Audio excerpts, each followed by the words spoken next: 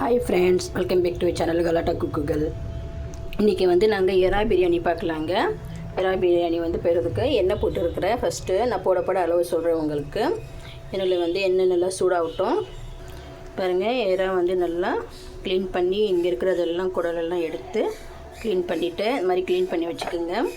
எண்ணெய் சூடாயிடுச்சு. இப்போ வந்து இதில் வந்து லவங்கப்பட்டை போட்டுக்கலாம். பாருங்கள், 3 பட்டை, 1 ஏலக்காய், 2 லவங்கம், பிஸ்மில்லா போட்டுக்கலாம்.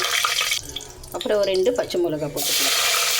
அப்புறம் இந்த வெங்காயம் வந்து நான் செய்கிற அளவு வந்து 2 டம்ளர் அரிசிங்க. அதுக்கு வந்து 2 பெரிய வெங்காயம் பார்த்து நறுக்கி வச்சுருக்கிறேன். இது போட்டுக்கலாம். அப்படியே வெங்காயம் போட்டுட்டு உப்பு போட்டுக்கலாம். நல்லா வதங்கணும். இது நல்லா வதங்கி ப்ரௌன் கலராக வரட்டும். அப்புறம் எறா போட்டுக்கலாம். இதுலேயே இஞ்சி பூண்டு பேஸ்ட்டு நான் வந்து அரைச்சி எடுத்துகிட்டு வந்துட்டேன். எப்போவுமே நாங்கள் பிரியாணி செய்யும்போது இஞ்சி பூண்டு பேஸ்ட்டு வந்து ஃப்ரெஷ்ஷாக தாங்க போடணும். அப்போ தான் வந்து பிரியாணியோட நல்லா டேஸ்ட்டு கிடைக்கும். ஸ்மெல்லு கூட நல்லா வரும் உங்களுக்கு. கொஞ்சம் இருந்தாலும் வீட்டில் இருந்தாலும் நான் வந்து ஃப்ரெஷ்ஷாக போடணும் பிரியாணியில். அப்போ தான் உங்களுக்கு டேஸ்ட்டு வரும். இது வந்து எடுத்து வச்சுக்கலாம். ஒரு 3 ஸ்பூன் எடுத்து வச்சுக்கலாம். நல்லா இன்னும் வதங்கணும். நல்லா வதங்கின பிறகு எறா போடலாம். அப்புறம் இங்கே பாருங்கள், 2 ஸ்பூன் வந்து கெட்டியான தயிர் எடுத்து வச்சுருக்கிறேன். அப்புறம் ஒரு எலுமிச்சைப்பழம் ஜூஸ் எடுத்துகிட்டு வந்துடலாம். பாருங்கள், நல்லா வந்து லைட்டாக ப்ரௌன் கலர் வந்துச்சு. இதுலேயே வந்து நாங்கள் இந்த எறா போட்டுக்கலாம். இதில் எறா போட்டால் உங்களுக்கு கவுச்சி வாசனைலாம் போயிடும். அதனால எறா போட்டுக்கலாம். இந்த எறாவில் இருக்கிற தண்ணி எல்லாம் வந்து நல்லா சுண்டி வந்தால் கவுச்சி வாசனைலாம் போயிடும். கொஞ்சம் லைட்டாக இன்னும் கொஞ்சம் ப்ரௌன் கலர் வரட்டும், பார்க்கலாம். பாருங்கள், நல்லா எறாவுடைய தண்ணி எல்லாம் சுண்டி நல்லா வந்துடுச்சு. நல்லா ஸ்மெல் கூட போயிடுச்சு எல்லாம். இதுலேயே வந்து நாங்கள் இஞ்சி பூண்டு பேஸ்ட்டு போட்டுக்கலாம். ஒரு 3 ஸ்பூன் இஞ்சி பூண்டு பேஸ்ட்டு வந்து எடுத்து வச்சுக்கிட்டேன். இது போட்டுக்கலாம். நல்லா இந்த இஞ்சி பூண்டு பச்சை வாசனை போகட்டும்.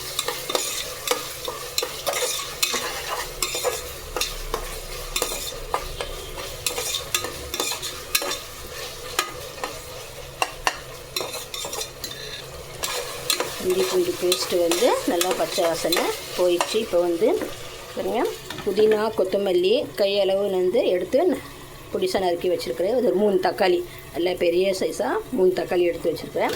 கட் பண்ணி இது போட்டுக்கலாம். அப்படியே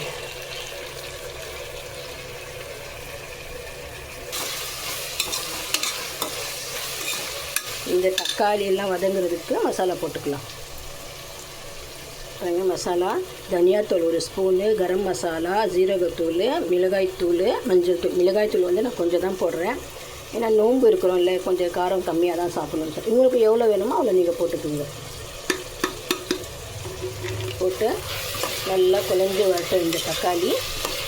அப்புறம் தயிர், எலுமிச்சைப்பழம்லாம் போட்டு பாருங்கள், நல்லா வந்து பாதி அளவு நல்லா மசஞ்சி வந்துச்சு. இதில் வந்து நாங்கள் தயிர் வந்து 2 ஸ்பூன் போட்டுக்கலாம். நல்லா கெட்டியான தயிர் இருக்குங்க. நல்லா அப்படியே ஸ்மெல்லு அவ்வளோ சூப்பராக வருதுங்க. பிரியாணியோடைய ஸ்மெல் நாங்கள் வதக்கும் போதே வந்துடும் உங்களுக்கு. நீங்கள் ஃப்ரெஷ்ஷான இஞ்சி பூண்டு பேஸ்ட்டு போட்டால் அவ்வளோ சூப்பராக இருக்கும். அப்புறம் இந்த எலுமிச்சைப்பழம் 1 ஜூஸ் போட்டுக்கலாம். ஒரு 5 நிமிஷம் வந்து நல்லா வதக்கிக்கலாம். வதக்கிட்டு அளவு தண்ணி போட்டுக்கலாம். நான் இன்றைக்கி வந்து அளவு தண்ணி தான் போட்டு செய்ய போகிறேன். தம் பிரியாணி கூட வந்து என் வீடியோவில் லாங் வீடியோவில் இருக்குது, பார்த்துக்குங்க. இது வந்து 2 டம்ளர் அரிசிக்காக நான் தம் பிரியாணி தான் செய்ய போகிறேன். குக்கரில் தான் செய்ய போகிறேன். பாருங்கள், இந்த டம்ளரோட 2 டம்ளர் அரிசி தான் நான் போட போகிறேன். இதில் வந்து 4 டம்ளர் அரிசி தண்ணி வந்து நாங்கள் போட்டுக்கலாம். பாருங்கள், நல்லா வதங்கிச்சு. நல்லா ஸ்மெல்லும் சூப்பராக வருது. அவ்வளோதான், போட்டுக்கலாம் தண்ணி. பாருங்க, 1 2 இந்த டம்ளரோட 4 டம்ளர் வந்து தண்ணி போட்டுட்டேன். நல்லா கொதி வரட்டும். நாங்கள் அரிசி வந்து கழுவி ஊறி வச்சுக்கலாம். உப்பு எல்லாம் கொஞ்சம் லைட்டாக வந்து கொஞ்சம் உப்பு வந்து கொரப்பாக இதாக இருக்கணும். அப்படியே சுருன்னு ஏறணும், அந்த மாதிரி இருக்கணும். உப்பு பார்த்து போட்டுக்கோங்க. பாருங்கள், இந்த டம்ளரோட 2 டம்ளர் அரிசி தான் நான் போடுறேன்.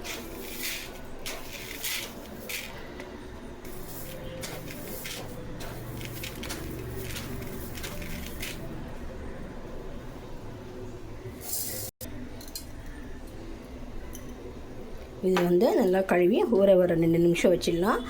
இது வந்து நல்லா கொதி வரட்டும் தண்ணி. ஃப்ரெண்ட்ஸ் தண்ணி நல்லா கொதிக்குது. இப்போ வந்து இந்த அரிசியை வந்து தண்ணியெல்லாம் நல்லா வடிகட்டிட்டு இந்த அரிசி இதில் போட்டுக்கலாம். பாருங்க, அரிசியெல்லாம் போட்டுவிட்டேன். காரம் உப்பு எல்லாம் கரெக்டாக இருக்குது.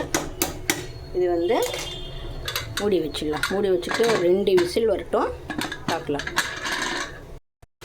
பாருங்கள் ஃப்ரெண்ட்ஸ், 2 விசில் வந்துச்சு, எல்லாம் ப்ரெஷரும் போயிடுச்சு. இப்போ வந்து திறந்து பார்த்துக்கலாம்.